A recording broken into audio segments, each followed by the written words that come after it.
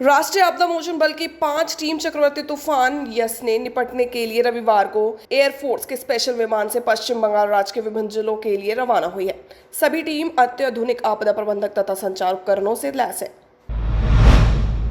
लोक जनशक्ति पार्टी के प्रवक्ता राजेश भट्ट ने एक बयान जारी कर कहा है कि एक और प्रदेश के मुख्यमंत्री लगातार प्रदेश में कोरोना के इलाज के लिए समुचित संसाधनों की व्यवस्था कर ढोल पीटते रहते हैं, तो वहीं अब तक कोरोना के संक्रमण से कुल 98 डॉक्टरों को अपनी जान गंवानी पड़ी है, जो बेहद गंभीर चिंता का विषय है। श्री भट्ट ने मुख्यमंत्री नीतीश कुमार जी से बड़े विनम्रतापूर्वक जानना चाहा है कि आखिरकार उन दवा का क्या हुआ जिसमें आपने कहा था कि सरकार के प्रदेश के सभी अस्पतालों में कोरोना के इलाज में लगे डॉक्टरों के लिए सभी अनिवार्य इंतजाम पूरी तरीके से मुकम्मल हुई है, तो फिर इतनी मौतें क्यों हो रही हैं? ये गंभीर सवाल है। तो एक प्रश्न है कि कल आईएमए ने एक सूची जारी कर कहा है कि कोरोना के इलाज के दौरान कोरोना से संक्रमित होकर 98 डॉक्टरों ने अपनी जान गंवा दी है, जो बेहद चिंता का विषय है। आखिर प्रदेश में 98 डॉक्टरों की जान पर्याप्त संसाधनों के अभाव में अगर जाती है तो राज्य सरकार पर एक बड़ा सवाल है, जिसे राज्य सरकार को जवाब देना होगा। आखिर डॉक्टर नहीं रहेंगे तो इस आपदा की स्थिति में लोगों का इलाज कौन करेगा? एक बड़ा सवाल है। दूसरी बात मैं कहना चाहता हूं कि कोरोना के तहत आवश्यक सेवाओं में लगे राज्य सरकार के संविदाकर्मी और खासकर पत्रकारों की हम बात करें कि लगातार इस कोरोना काल में कई अहम पत्रकारों की जानें चली गई हैं।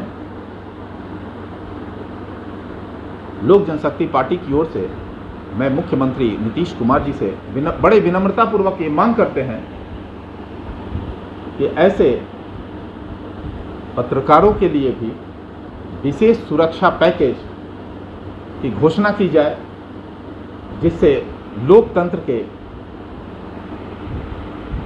चौथे स्तंभ के प्रहरी भी सुरक्षित महसूस कर सकें।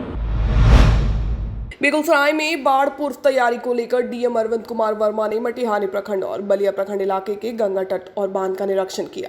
डीएम ने बारीकी से बांध को देखा, साथ ही बाढ़ नियंत्रण के अभियंता महेश प्रसाद सिंह को आगामी 31 मई तक बांध पर कमजोर एवं कटिंग वाले स्थानों को चिन्हित कर शीघ्र मरम्मत कराने की निर्देश भी दिए हैं। कहाँ पे कमजोर है या कहीं पे क्रॉसिंग है, वहाँ पे पॉइंट को चिन्हित करवा लिया गया है, ताकि हम लोग मानसून सीजन में वहाँ पे विशेष व्यवस्था रखेंगे। खबर वैशाली के महनार अनुमंडल अंतर्गत सदई बुजुर्ग से है, जहां पुलिस ने एक ट्रक को जब्त किया, जिससे 300 कार्टून विदेशी शराब पाए गए, जिसकी कीमत तकरीबन 20 लाख से अधिक बताई जा रही है। पुलिस को चकमा देने के लिए शराब तस्करों ने ट्रक के आगे शीशे पर कोविड-19 पास का पोस्टर चिपका रखा था। हालांकि इसका खुलासा तब हुआ जब ट्रक कीचड़ में फंस गया, जिसके बाद चालक ट्रक को छोड़कर फरार हो गया। उसके बाद ग्रामीणों की सूचना पर मौके पर पुलिस पहुंची और ट्रक की छानबीन की तो पता चला कि इस ट्रक में भारी मात्रा में शराब छुपाकर ले जाया जा रहा था।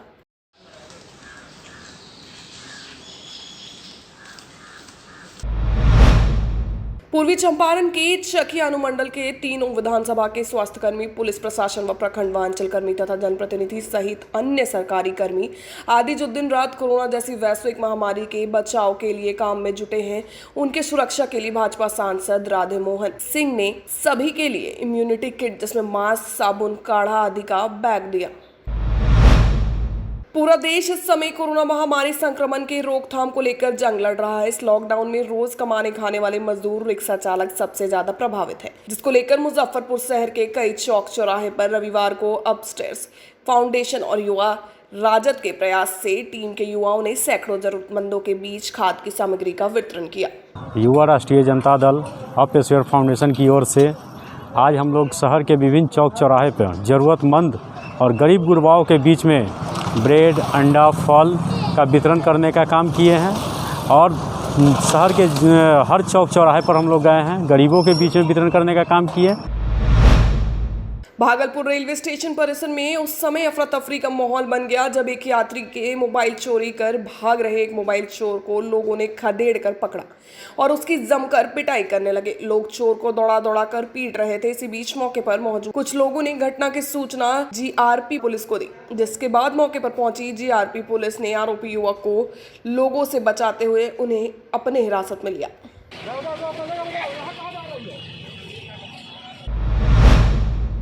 भागलपुर से बाईपास थाना क्षेत्र में स्थानीय थाना प्रभारी की मदद से शव को गाड़े जाने की गुप्त सूचना मिलने के बाद घटना को गंभीरता से लेते हुए भागलपुर के सीनियर एसपी निर्देश के बाद मजिस्ट्रेट की मौजूदगी में जेसीबी की सहायता से काफी मशक्कत के बाद क्षत विक्षत शव बरामद किया, जिससे इलाके में सनसनी फैल गई है। इसमें खुदाई के बाद एक अज्ञात बॉडी तो मिली है जो लगभग काफ़ी पुराना हो चुका है। बॉडी पूरी तरह से डिकम्पोज हो गई है। ये कम से कम मेरे हिसाब से 7 से 10 दिन के आसपास का होगा। सर, थाना प्रभारी पे आरोप है कि वही बॉडी उठा के वहाँ से लाए और दफनाया गया उनके द्वारा। नहीं, इस तरह के आरोप कैसे लग सकते हैं? ये तो बॉडी मतलब सूचना के आधार पर अभी अज्ञात है, उसके बाद जो भी कार्रवाई होगा किया जाएगा। क्या लगता है सर, प्रथम दृष्टया क्या हुई होगी इनके साथ? देखिए, मौत का कारण क्या है अभी आदमी आइडेंटिफाई हो जाएगा, उसके बाद ही कुछ कहा जाएगा। पोस्टमार्टम के लिए भेजा जाएगा, उसके बाद पता चलेगा कि किस वजह से मौत हुई है। बांका अमरपुर थाना क्षेत्र में विगत दिनों कोरोना पॉजिटिव से एक ही परिवार के 4 सदस्यों की मौत के बाद पूरे गांव में त्राहिमाम मच गया था। मामले को गंभीरता से लेते हुए अमरपुर विधानसभा के विधायक सह बिहार सरकार के ग्रामीण कार्य विभाग के मंत्री की पहल पर मृतक की पत्नी को मुख्यमंत्री राहत कोष से 4-4 लाख रुपए का चेक दिया गया। मौके पर मंत्री ने मृतक के परिजनों से मिलकर शोक भी जताया।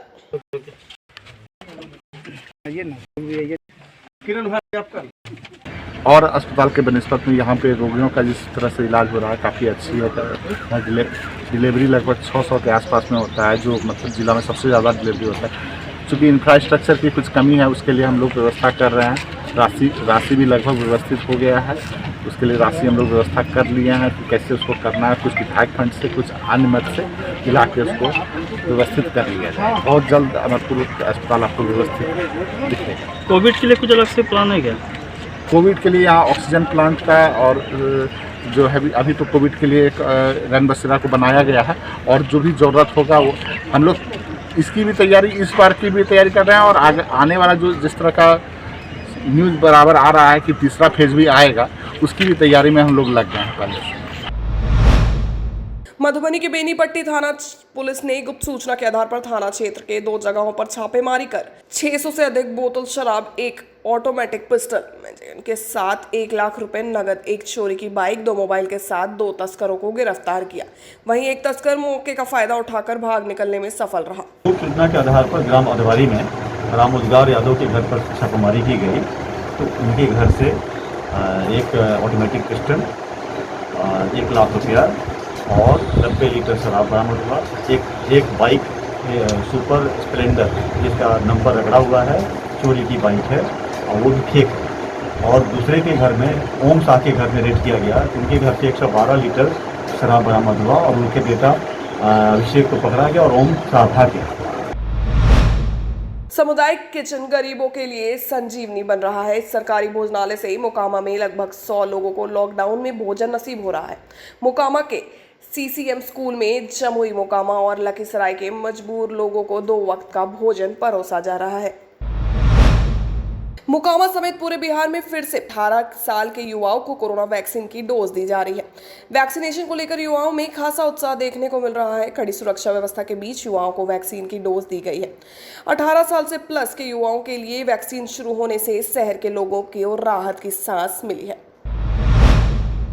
अररिया नगर परिषद क्षेत्र में एसडीओ एवं एसडीपीओ के नेतृत्व में विभिन्न चौक चौराहे पर मास्क चेकिंग अभियान चलाया गया। इस दौरान एसडीपीओ पुष्कर कुमार ने बताया कि कोरोना वैश्विक महामारी को लेकर बिना वजह सड़क पर घूमने वाले पर हिदायत देकर छोड़ दिया गया और लोगों को जागरूक भी किया गया। लोगों को संदेश दिया कि आपको गमछा लपेट के गर्दन में रखता है, कहता है कि हमारा मास्क पहने हुए हैं। अरे भाई, प्रॉपर मास्क पहनिए। गमछा लपेट के गर्दन में रखने से मास्क नहीं होता है। इसको संदेश दीजिए कि लोग गमछा नहीं लगाएंगे।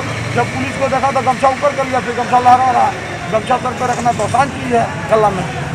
आज उसी तरह की बात सब लोगों को समझाया है। शहर के डेलहा थाना क्षेत्र के रेलवे ओवरब्रिज के समीप पुष्पा मार्केट के स्थित एक मिठाई की दुकान में अचानक 2 गैस सिलेंडर ब्लास्ट हो गया। गैस सिलेंडर ब्लास्ट होने के आवाज से अफरा तफरी मच गई। मार्केट के अंदर कई दुकान संचालित है। देखते ही देखते आग ने कई दुकानों को चपेटे में ले लिया। आनन फानन में इसकी सूचना फायर ब्रिगेड को दी गई, जिसके बाद फायर ब्रिगेड की 2 गाड़ियां मौके पर पहुंची और आग पर काबू पाया। सूचना मिला था कि ये आग लगी है।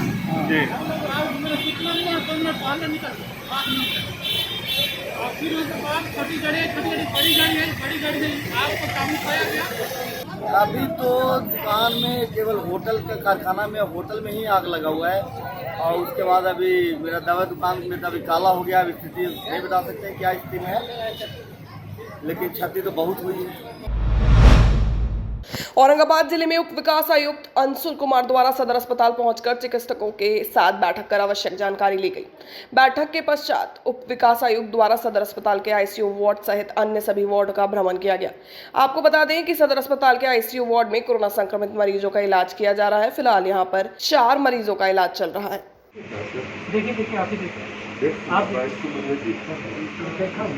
देखिए ऑक्सीजन तो ठीक है, ऑक्सीजन ठीक है।